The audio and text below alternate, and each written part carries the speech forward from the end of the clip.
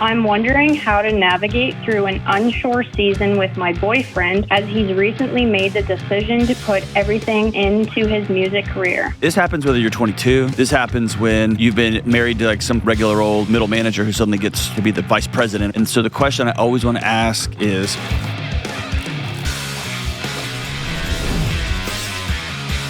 what's going on? This is John with the Dr. John Delony Show, coming to you from Nashville, Tennessee, amidst the world on fire. And here's my promise. I'll sit with you in the smoke and the ash of what's going on in your home, in your heart and mind, in your marriages, in your relationships with your kids, in your neighborhoods, wherever. And we will figure out what's the next right move. And by the way, I'm in this too. I'm a husband trying to figure out how to do that right. I'm a dad of 2 young kids. I'm trying to run a business. I'm trying to be a good team member. Like I'm in the middle of all that too. And so it's not like I'm coming at people from above with all of this like wisdom from the stars. This is me pulling up a seat next to you at the table saying, yeah, me too, man. Let's figure this out. So if you want to be on the show, if you want to pull up a seat and have a conversation, go to johndelony.com/ask. That's DELONY.com/ask. All right, let's go out to Ontario, Canada, and talk to Ella. Ella, what's up, Ella? Hi, how are you, Dr. John? I'm good. How are you? Good. It's such an honor to talk to you. My boyfriend actually showed me this show, and now I'm the one calling in with a question. Very well. You're dating somebody very wise. Well done. That's awesome. Thanks for being in our gang. What's up? So just to sum it up, I'm wondering how to navigate through an unsure season with my boyfriend as he's recently made the decision to put everything all into his music career. Tell me more about that. So basically, my boyfriend and I have been together since we were 16 and 17. We went to the same high school, grew up in the same town, and then started at the same university, only an hour from our hometown. Although we're still young, we've always been goal-oriented towards marriage and starting a family. Because of the unstable environment I grew up in, I've always been in more of a hurry than he was, but we talked about getting married as soon as possible once we were both done university. Now here's where it gets interesting. My boyfriend is an incredibly talented musician and songwriter and has always wanted to make that his full-time job. Knowing that that's a slippery slope, he started university instead while also doing music on the side. In the past year, he entered a music competition that changed the trajectory of his music career and made the decision to drop out of university to put more time and energy into his music. So he could still earn some money on the side until his income is stable. He moved back to our hometown and back with his parents so he can work construction with his dad's company. I still have 1 semester left, so we are now living in different towns. Now we are kind of in a stalemate position where we wait until the moment he knows he has a steady income. With it being my last semester and having a full-time job set up for January, this is where I always thought we would get engaged and start thinking about starting a family. Since his income is up in the air right now and we don't know what things are going to look like down the road, he says he would like to wait until he can provide a steady income. Okay, hold on. Well, Hold on. Stop reading to me. I want you to talk to me. Okay. I want you to talk to me. Just tell me what's going on in your heart and mind. Is it the fact that he's getting famous all of a sudden and now you're exposed? Is it that you had this plan and it's all going away? Is it, oh, this is the part where we break up? Like, tell me what's going on in your heart and mind. I think it's the part where I had this all planned out. There you go. Yeah. And it's not going that way. No. Yeah. Do you still want to be with him? Absolutely. Do you want to be with him if he goes on the road and y'all get to see each other 2 weekends every 6 months for the next 3 years while he tries to make this thing work? Absolutely. Okay. I think to me, getting that end, and by the way, this happens whether you're, how old are you, 22, 23? 21, turning 22. Okay. This happens whether you're 22. This happens whether you're married to somebody who is a baller at like CEO or associate vice president and then has a baby and is like, hey, I want to stay at home. This happens when you've been married to like some kind of just a regular old middle manager who suddenly gets to be the vice president or the president, and all of a sudden there's a lot of eyes on you, right? It's this, my life as I have it mapped out, when I choose to do life with somebody else, the ticket to that ride is it will not look how I mapped it out. And this is what's important for you. If that map has been what has kept you sane from an unruly childhood or an unsafe childhood, it can feel like your whole world is coming down. Yep. And so the question I always want to ask is, are you going to leave? Never. Okay, so if you are in it with this guy, then the path is y'all sit down, and here's what I would strongly recommend. And this is recommending this from a guy who 5 years ago had no social media, zero, none. I didn't have anything, and I just crossed the 5 million mark across the platforms. I'm a guy who 4 years ago did not know what a YouTube channel was. I didn't know what that was, and we just crossed 800 million views, okay? Here's what I'm telling you. I would sit down with your boyfriend / the person you want to spend the rest of your life with and commit to making 90-day plans. Okay. Because everything's going to change. Yep. Every 3 months, you're going to realize this is different. This is worse. This is better. This is humongous. This is scary. And it changes.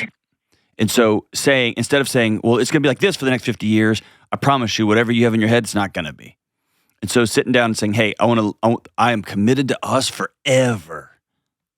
And I also have a need for some sort of stability because my body is still reeling from being a kid in a chaotic world. Every 90 days, I want us to sit down and put everything on the table and say, do we still love each other? Are we still committed to this? And what is real in this upcoming season? Yep. So when he first made that decision to go all in with it, we actually did say that at the end and start of every month, we would kind of set new goals for the next month and kind of reflect on it at the start of the month. But I mean, I feel like we don't really know where to start in terms of what to plan out for the month, if that makes sense. Like we just kind of had like a few things, just a few little things, like trying to texting throughout the day and giving like little updates is important to him. We tried to work on that for a month, and nightly phone calls were important to me. So we tried to fit that in at the end of as many days as possible as well. But I don't know how to go further than that. I mean, I think you have to ask yourself, what are your individual personal goals inside this relationship? And so you have to ask yourself, do I want to drop out of university? And I mean, you're talking, I have plans with this guy versus I'm going all in on you. I'm going to pause university and I'm going to go in the bus with you around the world. And he may say, I don't want you to do that. That doesn't feel comfortable to me, or I would love that. Or you might say, I still want to be a teacher or a physician or an attorney or whatever you want to do. And so I'm going to go full speed doing that. There's a fine balance between being intentional about human connection and turning each other into a chore. Because what I don't want him to do is get off stage at 10 o'clock and have somebody run up backstage and say, hey, some big media outlet is here and like here's a big moment. And yet he's like, well, I've got to do this. You see what I'm saying? Right. And if you're not intentional, he'll just find people to chit chat with and talk and fans. And that's the recipe for, I haven't talked to you in 5 days. So it's a really thin line, fine balance. And I'm going to be honest, me and my wife haven't figured it out yet either. I'm all over the country, and we haven't figured it out either. So it's a constant renegotiation. And sometimes I want to talk more in certain seasons. That's why every couple of months it's good. Like, hey, I'm hitting the road. I want to talk every night. Cool. And then sometimes let's just text. But I think you have to be honest about, okay, separate from this relationship, because we are still just dating. What are my goals? To get a degree. What are my goals? To have a job. What are my and start continuing on your path towards that, while at the same time to setting up check-ins, like bigger, broader conversations down the road. And then I guess what I want to prep you for is this isn't a straight line. Meaning, even like Metallica, I'm wearing their shirt right now. They've had albums that flopped. And they've had albums they put out that went stratospheric, that went to Mars. And so you can't plan for either of those things. And you also can't plan for just the steady climb or the steady descent. That's why just coming back together is so important. But be prepared for, hey, what happened? How do you want me to love you when you get news that you got kicked off this showcase or your record label dropped you? How do you want me to celebrate with you when you get news that you just got picked up on a big tour, but I'm kind of sad because I'm not going to see you for 4 months? Like, some of those nuts and bolts are great. And then have the conversation about how far off do we, like, I want to talk about marriage. I want to get married to you. I want to be your wife. I know you just said you want to shelve everything for a while and see this music thing out. Can we put on the calendar the next time we're going to talk about it? Because I don't want to feel like, I want to look up and have it be 3 years and we haven't talked about a wedding. So let's put on the calendar for 6 months and let's revisit. Where are we? Let's put on a calendar for 9 months. Let's revisit it again. And it's putting some things on the calendar with asterisks that can keep you not from feeling like I'm caught in a forever loop, but it can stay seasonal because no matter how cold it is in February, we all know it's going to warm up in April. And so just having things on the calendar ahead of us is so powerful. Congratulations, Ella. And my wife has had some of the greatest years of her life the last few years and has had some really tough seasons as a scrutiny and people thinking they can say things to her just because she's attached to me, like all that. So buckle up. And the more y'all talk about this on a regular basis, the better shot you both have to stay together and create an amazing relationship over time. We come back, a man is struggling to move past his partner's history so they can build a future together.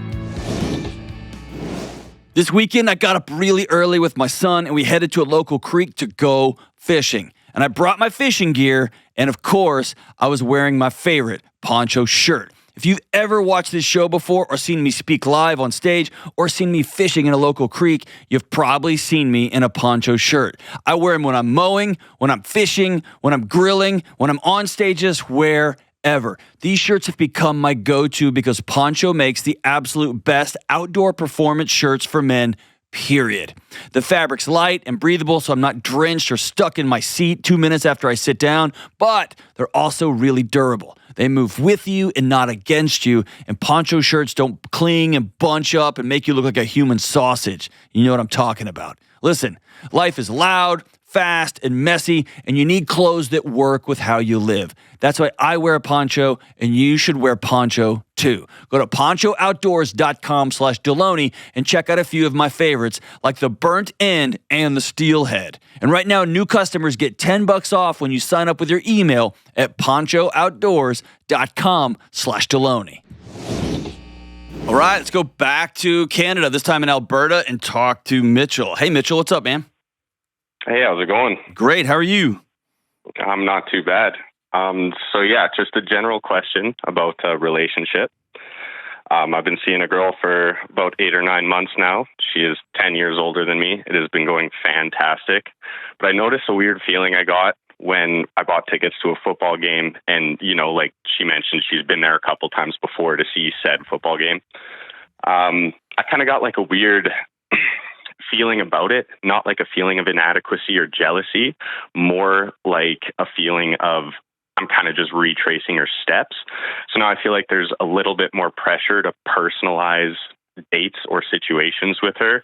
And I'm just kind of curious if that's maybe normal or if there's steps I can take to, you know, work past that feeling. I mean, how old are you? I'm 26. 26, so she's 36? Yes. How'd y'all meet?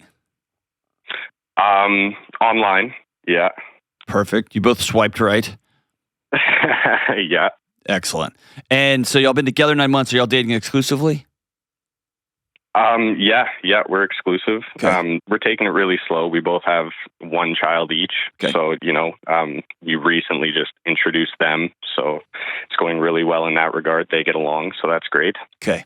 So when you said I'm not jealous. Like, I'm not jealous. It's cool, man. But you're feeling inadequate. No, I don't think it's inadequacy either. I think it's what I'm feeling is a lot of pressure now to personalize whatever date we go on, if that makes sense. You know, I would hope you would personalize any date you go on.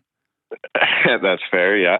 Like, tell me about, is it that you can't, is it the old tricks on the schoolyard, or the old tricks in university, like, don't work with someone who knows all the lower level moves and now is asking, I want you to see me for who I am and get to know me. And then I want every date I go on with my wife to be somewhat personal, right? And we've been together 27, 28 years. Of course, yeah. So tell me, like, It sounds like you feel inadequate, but you don't want to say it. Or you're Maybe. wondering Again, you're wondering if she had a better time with somebody else at the same game in the same seat. No, definitely not. Okay. Again, it's more like if she's been here before, what can I do to make it better this time? Right. And I feel like there's just more pressure now in regards to that. And it used to be like, if we were planning a date, it was nothing. It was like, okay, we're going out, we're going to have a great time, we're going to experience something together, and it's going to be awesome. But now every time I plan something, I got to think like, okay, if she's been here before, what can I do to make it better than the last time? Right. Yes. And this is a classic male dilemma. Can I tell you what it is? Okay. Yes, please. She chose you. And all you can see is being with her through the lens of a performance. You are what's different at that soccer game. Your laughter, your youthful exuberance, your joy, your fill in the blank. Right. But for you, you're looking for, where's the fireworks? Where is the jets flying over? And I'll tell you, if you pursue that, eventually that runs out of gas and you're going to start feeling dead in your own skin. And that's when you're going to pick up that phone and swipe right on somebody else. I guarantee it. Gotcha. If you will exhale into this crazy notion that she chose you for you and that you are the differentiating factor at these football games and at the dinners, and you are going to get to know her well and not look for moonshots, but look for tiny little wins where you say, like, I see you and I know you. That's my big question is, why the football game? Did she even want to go to that? Oh, yeah. She's a big fan. I'm not. Okay. Awesome. So this is all for her. Awesome. That's fantastic. And so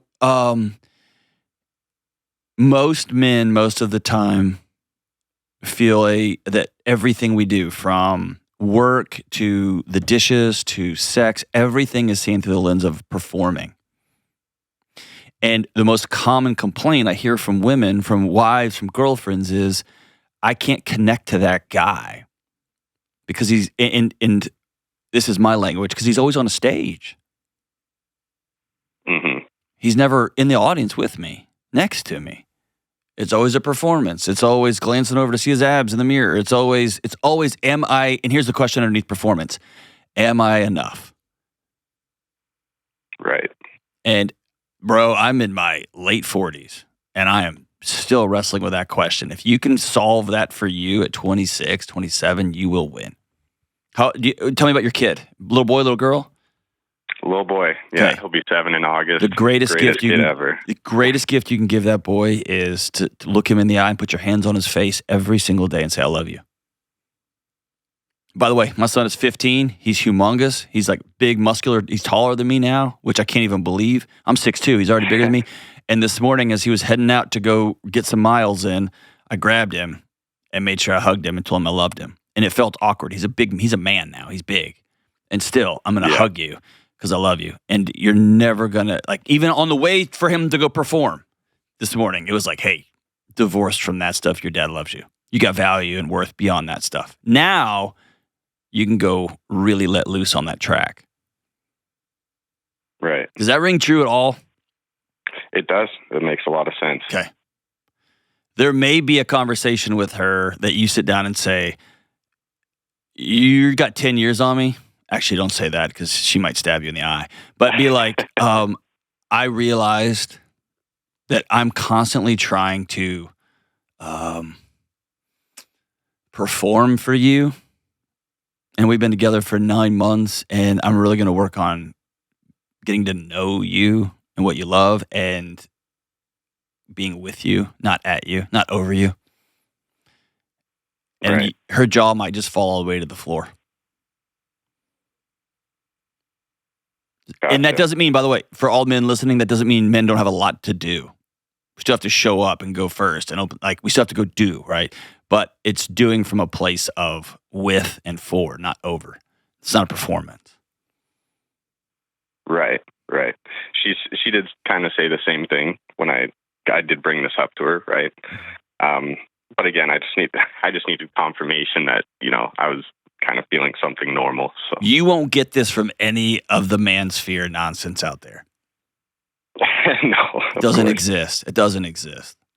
The faulty thinking out in the manosphere is if you flex enough and perform enough, then you will get the stuff that you want. And what I wanted to flip it around and say, when you are fully seen, when somebody actually knows you and you have the courage to be seen and say things out loud that are scary and go do the next thing, you can go do the next thing infinitely better, infinitely longer, infinitely more successfully. And it's like it's a weird paradox. And I would do anything to be able to go back to be 26 and be having this conversation with myself, because I spent so many years thinking my wife was into abs, how much money I made, and my job titles. And really, the whole time she was into me. And I was so scared of being seen as me. I went through all these layers and all these masks to try to say, do you like me now? Do you like me now? And she's like, I always loved you. And I was like, okay, yeah, whatever. Check this out. Do you like me now? And she's like, I've always loved you. And I was never able to feel that. But it was because I was walking around with masks on. And it wasn't until the masks fell off, until they just literally crashed to the ground, that I was finally able to say, okay, this is me. Do you still love me? And she said, I've always loved you. So, brother, you are there, my man. Congratulations. You are what is different about those games. You. And instead of fireworks, during a cool part in the game, just quietly grab her hand by her side. And that may be the greatest moment she's experienced in one of those games ever. Thanks for the call, brother. We come back. A woman is battling anger and fear as she tries to uplift a son lost in addiction. All right, it's time for a quick word about Delete Me. Do you feel like your digital footprint is starting to feel like a digital trail, leading bad guys who are listening and watching everything you do online right back to you? Right now, scammers are using phishing attacks, that's phishing with a PH, where they try to trick you into giving them something by pretending to know you, right? And you get an email or a text or a phone call, and the person or the AI bot on the other end sounds like someone who's looking out for you, like a good friend, but they're not. They're trying to take stuff from you. With these new technological advancements, no one is really safe. So what are we supposed to do? Start controlling what we can. We can learn about how to be careful online and offline, and we can sign up with Delete Me. I use and personally recommend Delete Me because they work in the background to reduce my online presence. That way, I don't have to worry about creepy data brokers having my data. They've reviewed over tens of thousands of sites for me, and they've removed my data from hundreds of them, which has saved me countless hours and a ton of stress. Stop the phishing attacks, the harassment, and the other online threats before they start, and take control of your digital privacy with Delete Me. Go to joindeleteme.com/Delony today for 20% off an annual plan. That comes out to less than $9 a month. That's joindeleteme.com/Delony. All right, please take 2 seconds and hit the subscribe button there on YouTube. I got some really lofty YouTube goals by the end of this year, and I can only do it with your help. If you'll take a second and hit the subscribe button on YouTube, or if you're listening to podcasts or listen to us on Spotify. By the way, Spotify's been such an amazing partner. I love those guys. I love that team. If you will take a second and subscribe to the show wherever you're listening or watching it, it makes such a huge difference to your friends and neighbors who don't even know the show exists. So thank you so much. All right, let's go out to Baltimore, Maryland, and get under the wire and talk to Sarah. Hey, Sarah, what's up? Hey, Dr. John. It's nice to talk to you. It's great to talk to you. So here's my question. How can I effectively praise the positive qualities in my 17-year-old son, who is struggling with addiction, despite the challenges his behavior has caused in my life, my deep concerns for his future, and definitely anger that I am holding? Yeah. Man, I just last night, I was at dinner. It was just me and my son. We went to grab some Mexican food at a tiny little place here in Nashville, literally a hole in the wall. And he asked me what's been bothering me. And I said, it's becoming increasingly clear that I can control what comes in and out of my home, but that he's heading into a world that is just has no brakes. Yeah. And that he's going to have to make choices, and it scares me. And I think that I thought I could control what was coming in and out of my home, and exactly. I've gotten a different lesson. Yeah. It's not a new thing for us. It's been a really challenging 4 or 5 years. And my son does have ADHD and anxiety and major depressive disorder. And all the way back to 4th grade, he said that, what people see on the outside is not how he feels on the inside. Yeah. So addiction for him is, this is going to sound crazy. Okay. So go with me, but addiction, what's his drug of choice? Mostly marijuana, but Okay. it's increased to other types of experiments. Okay. So marijuana, by and large, has been the solution to his problems. And he wouldn't keep doing it if at some level it didn't work. And Right. the most harrowing thing when I've talked to parents whose children are struggling with some sort of addiction is that the thing both is working and it will kill my kid. Mm-hmm. And it's been my experience, and you can tell me if this doesn't ring true, that underneath everything, when a parent is trying to make the next right decision especially for a late teenager who's about to head into adulthood, about to leave the house, right? Do whatever they want. Right. Is a sense of, what did I do? Very much. Like Very a sense much, of shame that's really heavy. Yeah, it's really heavy because my husband and I we've never, I've never even had a cigarette. Yeah. So it's not we about don't model that behavior. But it's not about that, though. It's not about that behavior, because the behavior is a solution to ugh. Yeah.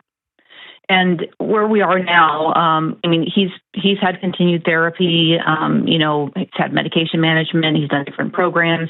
He's had long stretches of positive sobriety. Awesome. And things took a pretty bad turn this last March, where he started using again after not using for a very long time, a good 9 months. Was there a triggering event in March? No, he kind of got his hands on it over Christmas break because he was bored. He doesn't do this socially. He only does it solo, total solitary thing. He even asked at that time in January to go to an inpatient, not an inpatient, but an intensive outpatient program. And that didn't solve it for him. And he sort of slid into more suicidal ideology. He had to go to an inpatient hospitalization program in March, and then led into a successful residential rehab program. But over the last 4 or 5 years, things that I would never thought he would have done, he has done. I live in a house that I never thought I would live in, as much as we've put all the protective factors we could think of in place. All of our medication is locked. I lock my keys. I lock up my wallet. He has no access to money. We've locked our spray paint so he can't get high on that. And I know that from the books that I've read, the family therapy that we've done, what he is saying to us, which is, why can't you guys ever see the good? You're living in the past. Sure. And we don't trust him. There's no part of us that would be even rational to trust him. That said, we take leaps of faith all the time, realizing that it is his choice, that he is going to have to do the work, that he can't prove himself unless we let him prove himself. But when you say leaps of faith, give me an example. Leaps of faith. Hey, I'd like to, take the train to go see my friends. Okay, we'll let you take the train. Because he doesn't drive, because we're not going to let him get a license. Yeah. So can I flip this around a little bit? Because everybody gets stuck in a dance. Mm-hmm. It happens in marriages. It happens with students and teachers. It happens with parents and kids. All of us get stuck in a dance. We get stuck in our dance with our bosses, right? Mm-hmm. He lives in a failure factory that's inside of his own skin, right? And because you love him and want to keep him safe, you take away the sharp edges of the world so that he won't literally trip and fall on them. Yeah. And that's the right thing to do. And that also tells his exterior that he lives in a failure factory out there too. And it builds and it builds and it builds. And then he says, can I take a train? And y'all are like, yep. And then it explodes. And I don't know how I've never been able to figure this out, but it's amazing. Not if you've smoked weed a couple of times, but if you're a regular user, you can walk into a room and look across that room of 200 people and go, there's one, there's one, there's one. Coke folks are the best. They're unbelievable at it. They walk into a room and go, that dude's got it, and that dude's got it, and they're always right. It's astonishing to me, but it just is what it is. And so then the external world, when he fails, over Christmas break, he gets really bored and is with a buddy, and he takes the train. He's doing it all by himself, and he's proving to himself, and then he gets a whole bunch of weed and goes home and hides it, and he white knuckles it from the end of January into February, and it's dark and cold and miserable and lonely. Then he proves to himself that he's a failure. And that triggers that entire cascade of, I shouldn't be here, I'll never be able to do this, et cetera, et cetera. So here's the thing. Y'all are trapped because you have to do those things. You have to keep money away from him for his sanity, for his safety. And you have to keep drugs away from him. The best you can, right? As good as you can. Here's a couple of things I would put on the table as potential, called little wins. But little wins that are going to mean a humongous deal to his nervous system. Is that cool? Okay. You don't have to do this, and you're going to have to, this is the hard part, as the adult, you're going to have to say, I'm really pissed off, I'm really deeply angry, and I've got shame circulating through my bloodstream that few parents can fully grasp how thick that is, how much it hurts, right? And then what's the next right thing? So the first thing is constantly be looking for not actions, but efforts to praise. Okay. The phrase, I see you, followed by worked really hard, tried so hard, really gritted it out. I saw, you're always praising effort so that his identity doesn't get wrapped up in the next action, because as a kid who's known since 4th grade, his body doesn't feel the way reality actually is.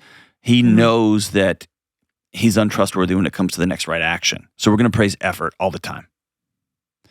The second thing is this. What if you gave him a job like this? Hey, honey, I need to borrow your nervous system. Will you do mom a favor and let's watch an old rerun of The Office, and I want you to hold my hand for the whole episode, please? Okay. And what you're doing is you're giving him a job that he 100% can be successful at. And he's doing something for you. And by the way, he carries tremendous guilt for you guys too. He just doesn't know how to carry it. And it's a tiny little, hey, son, this is a crazy thing. This is your husband saying, like, son, will you come help me with this thing? I can't do this without you. It would mean the world to me if you would help me out.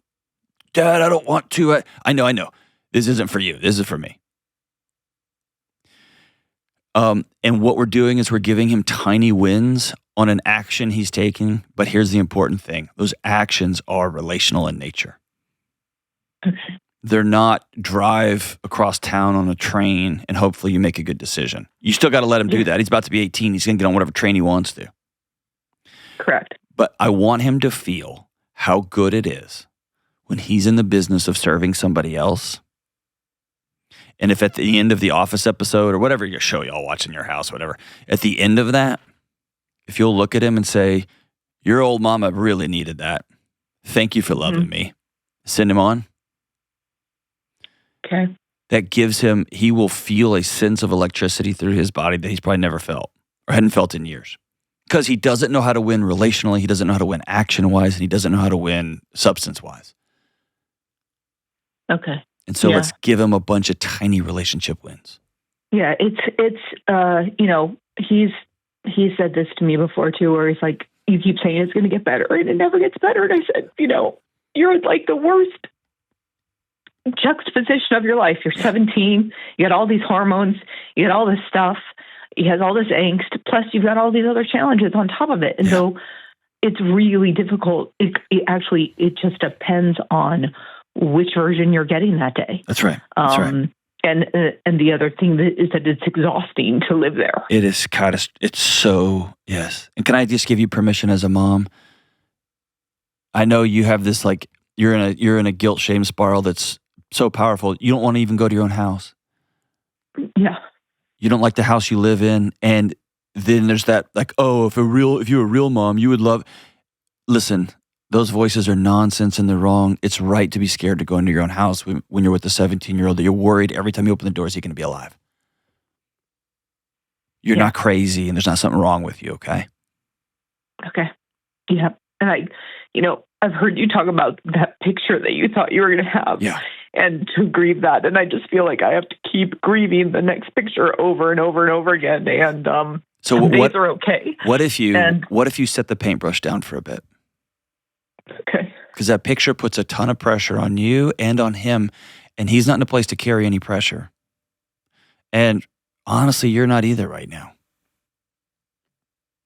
And so I want you also, by the way, you doing something like, hey, will you hold my hand while we watch a show? Mm-hmm. Honey, I'm going to pay you $10. Will you come rub my shoulders? You're going to give me $10? I am. You can't use it on drugs because that's weird because you're rubbing your mom's shoulders, but I need a shoulder rub. Mm-hmm. I'm going to give him some tiny, tiny little wins that are relational and touch-centric and whatever. And he may say no. Okay. Yeah. And you have to decide that's not an indictment of you. It's just the version of him you got that day. That's fine. Yep. And yes, then I've done a lot of growth in that area. There you go. Perfect. I've done a lot of growth in that area of not taking things personally. I took it personal when my 1-year-old didn't want me to hug. So I'm there with you. I get it. But I'm going to come back the next day. Hey, will you please help your mom out? Your old mom needs to hold your hand. I need you to borrow your nervous system because you make me feel calm. Really? Yes. Would you love your old mom like that? Fine. Okay. And all the eye rolls and all the I don't want to. And mom, it makes me anxious. I know, just for me.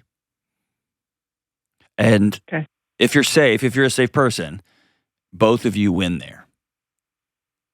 Yeah. Yeah. And I know when he needs it too. I mean, he's giant and yet he, when he's having a good day or sometimes even when he's not having a good day, like he'll come into my room, he'll climb into my bed. He still wants a hug. That's right. And then there's other days where it's all your fault. And, of course, I can't say anything right. And I'm doing it wrong again. But can I give you an outlet on that?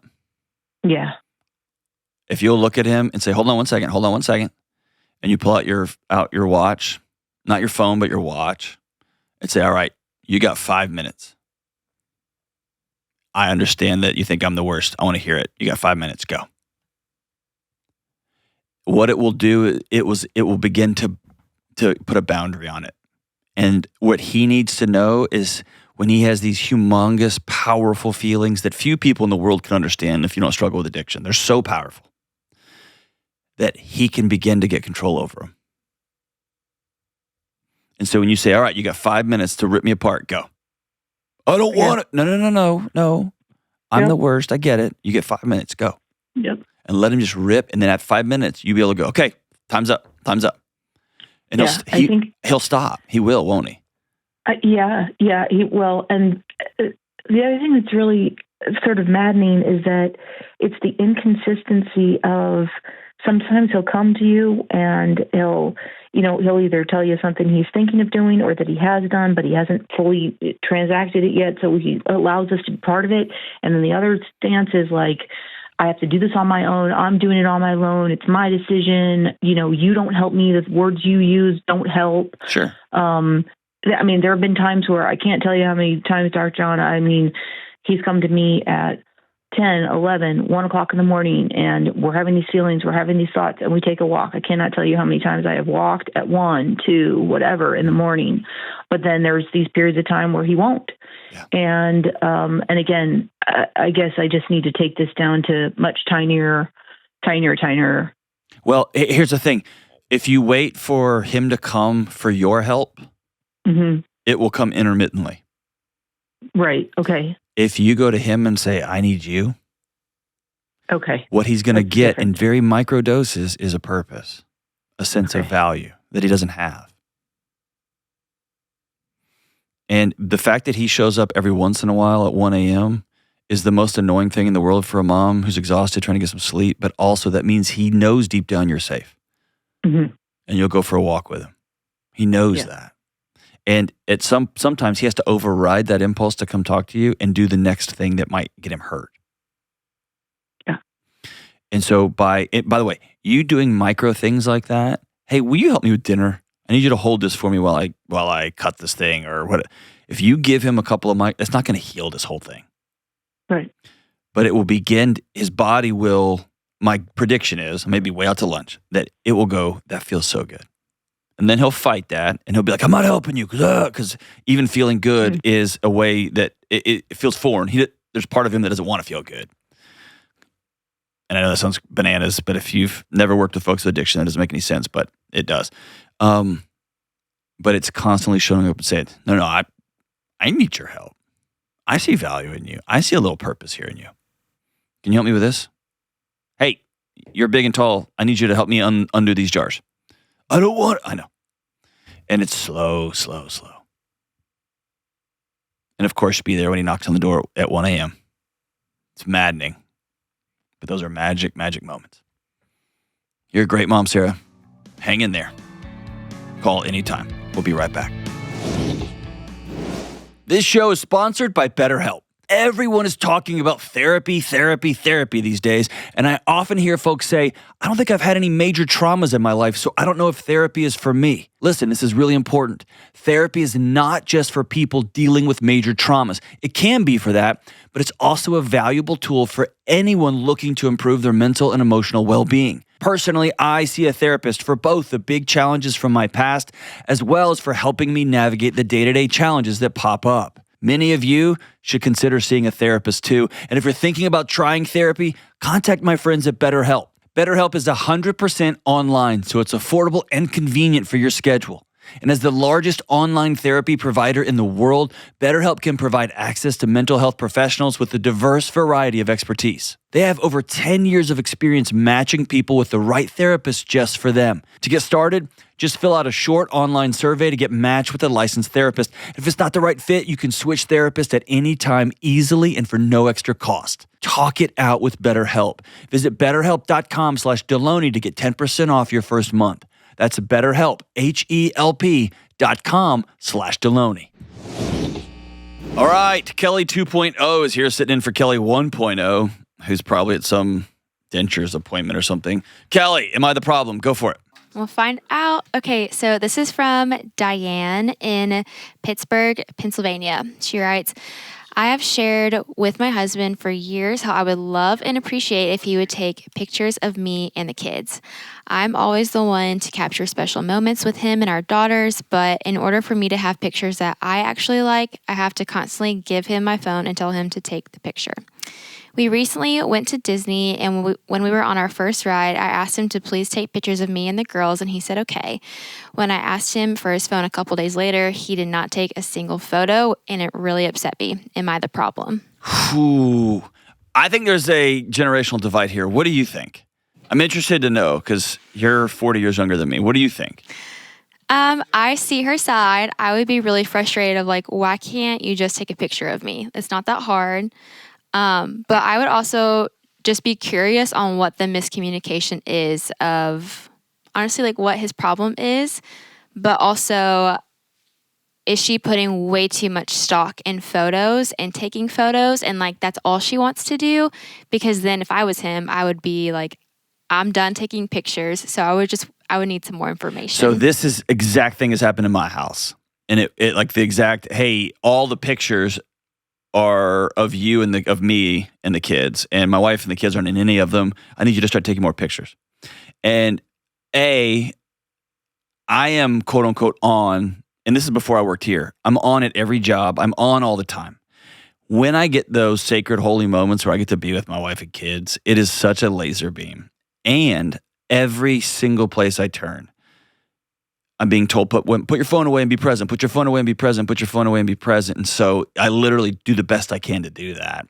And then it's like, oh, but also do this, like be the, the anthropological association here and keep all the records of it. Like, so I have felt that a lot. And it wasn't until I told my wife, hey, I'm doing everything I can to be fully present here and to be in this moment, not to capture it. If you see a moment coming up, let me know of this moment because I don't want to be the guy walking around with my phone trying to capture everything and then actually missing it in real time. And that was a great exchange for us because my wife's like, okay, I really honor the fact that you're trying to be here fully. Now, if I'm over here on my phone checking sports scores and I'm like, no, dude, I'm trying to, then I'm just an idiot, right? But if she's trying to get some highlight reels for her Instagram and her husband's trying to be present, you actually got a pretty awesome guy. But I've been on the other side of that too, where my wife's like, hey, there are no pictures of me and the kids because nobody else takes them but me. That was a fair call out. But I just asked her for a little bit further roadmap of, hey, I'm about to get on this roller coaster with these two. You stand right here and take pictures of this. I'm like, all right, I got it. So it's being a little bit more specific. That's, I don't know. What do you think? We've talked about this a bunch. My wife was a photographer for years and years on Instagram, and it became a lot, especially once we had kids. Yeah. So she tried to pull back from that. Super minimalist phone, all of that, no photos. But then we missed stuff. Yeah. And so now we're having this conversation often because we don't want to miss the thing in the memory, but also we don't want to be in our phones. So we have cameras that we carry around a lot, thankfully. Oh, nice. Okay. So y'all just switch the device. That's actually a great idea. Like, yeah, that helps it be way more intentional. hey, husband, here's a camera around your neck, old school. And that way you're not on your phone. Yes. And this thing that's a great idea, man. I hadn't even thought of that. And my wife is a photographer, so we kind of already had that. Yeah. But it's helpful. Dude, that's a great idea. So that's my thought on it. I think it's context dependent, but I don't know. I don't like having my phone out in public, so I'm going to blame her. That just makes me feel better. But hey, listen, if at all possible, be present in the moment without your phones. And also, seriously, just last night, my wife and a family friend and my son and I were going through old photos from back when I was in college, and it was awesome to have them. So there is a balance here. Andrew, I love your idea of carrying an actual camera. Keep those stupid phones away. And then if you want to capture a moment, there's a level of intentionality. That sounds awesome. Love you guys. Bye.